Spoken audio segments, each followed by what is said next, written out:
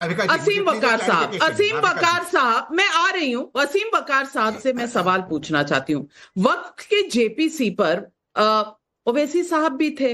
अब उसके आधार पर अगर वक्फ सुधार कानून बनने वाला है तो उसके विरोध में किसी स्टेट की असेंबली में इस तरह के रेजोल्यूशन क्या पास किए जा सकते हैं? क्योंकि ओवैसी साहब बैरिस्टर भी हैं, जानते हैं इस देश के कानून को। आपको लगता है ये कानूनी तौर पर ठीक है? भारत में हर स्टेट को अधिकार है वो अपने अधिकार का इस्तेमाल करके अपने कानून बना सकती है।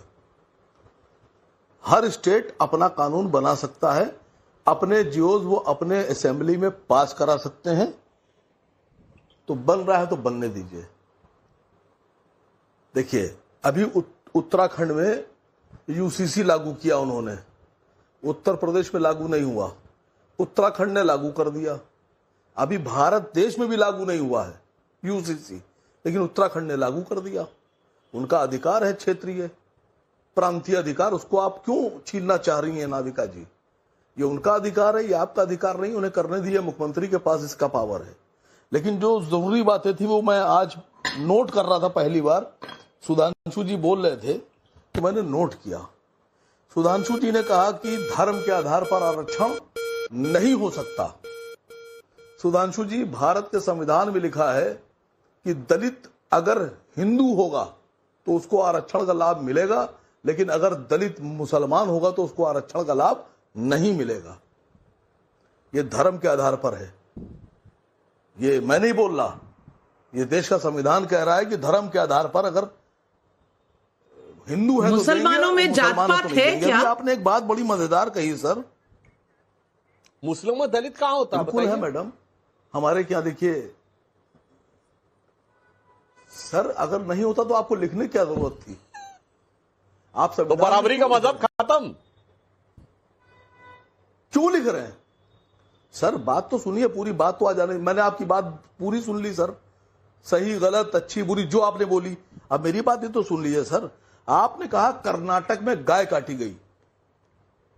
मैं मजलिस इत्तेहादुल मुस्लिमीन का चीफ स्पोक पर्सन कई बार ये मांग कर केरल में आप एक सांसद है, मेरी बात जाके उठाइए। उन्होंने केरल की बात की थी, कर्नाटक की नहीं। आप फैक्ट चेक कर लीजिए। केरल कहा था, कर्नाटक नहीं कहा था।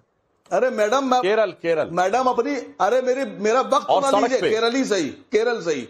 मेरी तरफ से जरा सा राज्यसभा में ये बात उठाइएगा कि आसिम वकार कह रहे हैं कि गाय को राष्ट्रीय पशु घोषित कीजिए। जब राष्ट्रीय पशु घोषित कर देंगे तो केरल से लेकर और मणिपुर तक गाय सुरक्षित हो जाएगी। फिर खरीदना, बेचना, लाना, ले जाना सब प्रतिबंधित हो जाएगा। अभी आपने एक बात कही, धार्मिक आधार पर जो दावतें होती हैं, मैडम ये लोगों का जातीय अधिकार है, इसको मत छीनिए। आप मुझे बुलाइएगा, भंडारे पे बुलाइएगा, मैं आऊंगा। आप पूजा पे बुलाइएगा, मैं आऊंगा। सुधांशु त्रिवेदी जी मुझे बुलाएंगे होली पर, मैं आऊंगा। आप बुलाते ही नहीं सर हम लोगों को। दूसरी बात, अभी आपने एक बड़ी अच्छी बात कही, अब मैं आपको गिना रहा हूं सर। हिंदुस्तान के केरल में अगर गाय काटी जाए तो आपको एतराज है, लेकिन गोवा में आपकी सरकार है और आपके पूर्व मुख्यमंत्री और पूर्व रक्षा मंत्री ने कहा था कि अगर बीफ हमारे क्या नहीं होगा तो इंपोर्ट करेंगे हम। अब मैं कुछ नाम ले रहा हूं सर। गल्फ कंट्रीज में सबसे महंगे दामों में हिंदुस्तान का बीफ बेचा जा रहा है। मैं नाम ले रहा हूं सर। सारे तकलीफें मुसलमानों से हैं सर। आप लोगों को सारा गुनाहगार हिंदुस्तान में मुसलमान है मैडम, लेकिन आप लोग बहुत से तथ्य छुपाते हैं। मैं जो कह रहा हूं उसको नोट कीजिए। चलिए, आपने बहुत कुछ बता दिया। अब जवाब लेती हूं, लेकिन दो फैक्ट्स मुझे क्लियर करने हैं। Cow slaughter back to 1964 law, ये मैं डेक्कन हेरल्ड की रिपोर्ट पढ़ रही हूं तहसीन पूनावाला जी, और इसमें डेक्कन हेरल्ड की रिपोर्ट में लिखा है कि 1964 एक्ट में जो गाय दूध नहीं पीती उसे मारना लॉ के अंडर अलाउड है, और कर्नाटक जो दूध नहीं देती उसको मारना या बुल्स को मारना, बुलक्स को मारना अलाउड है। तो इस पर वापसी की है, इस पर वापसी की है कर्नाटक ने। ये मैं डेक्कन हेरल्ड की रिपोर्ट पढ़ रही हूँ, मेरी रिसर्च टीम ने मुझे दोस्तों, अभिषेक ऑफिशियल टीवी में आपका स्वागत है। आपने इस वीडियो को डिबेट में सुना होगा कि कैसे बहस चल रही है कि अपने स्टेट में अपने हिसाब से संविधान बना, जैसे अभी रुपया का सिंबल चेंज कर दिया गया है, वैसे ही अभी इन्होंने बोला कि उत्तराखंड में यूसीसी लागू कर दिया है, पूरे देश में लागू नहीं हुआ है। तो क्या ऐसे ही सारे स्टेट अपने हिसाब से, अपने सहूलियत, अपने वोट बैंक के हिसाब से कानून बनाने लगे तो फिर देश का विकास कैसे होगा? आप क्या समझते हैं, कमेंट कीजिएगा। और सुधांशु जी ने जो भी तथ्य रखा और बातें रखी, क्या उन्होंने बोला वो सही था? और एएमएम के प्रवक्ता ने भी जो बातें बोली वो सही है या गलत है, कमेंट करके ज़रूर बताइएगा। और वीडियो को पूरा लास्ट तक जरूर देखिएगा। लेकिन असीम बकार साहब ने दो गलतियां कर दी। सुधांशु जी, आपने केरल की बात कही, इनको कर्नाटक की सुनाई दी।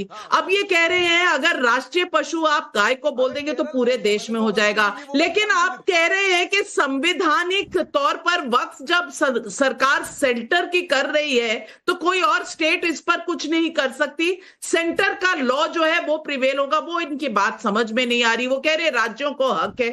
ये इतना कंफ्यूजन क्यों है सुधांशु जी?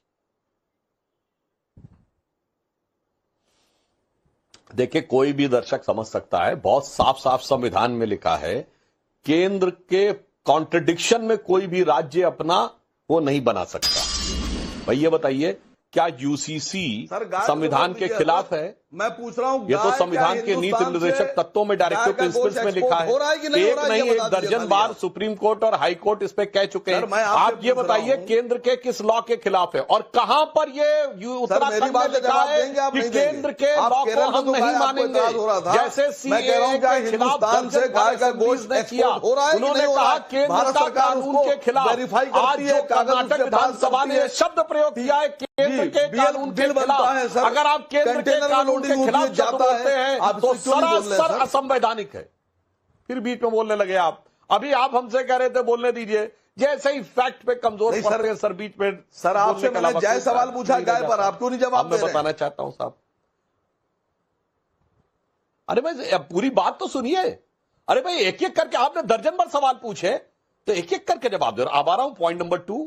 आपने कहा धर्म के आधार पे नहीं हो सकता, तो मैं बताना चाहता हूं, ये बाबा साहब अंबेडकर ने लॉ मिनिस्टर के रूप में संभवतः जून या 10 जून है या 10 मई है 1950, जब रिजर्वेशन का ऑर्डर जारी किया है, तो उन्होंने कहा सिर्फ जो हिंदू एससी हैं उनके ऊपर लागू होगा, क्योंकि एससी की व्यवस्था सिर्फ हिंदू धर्म में है।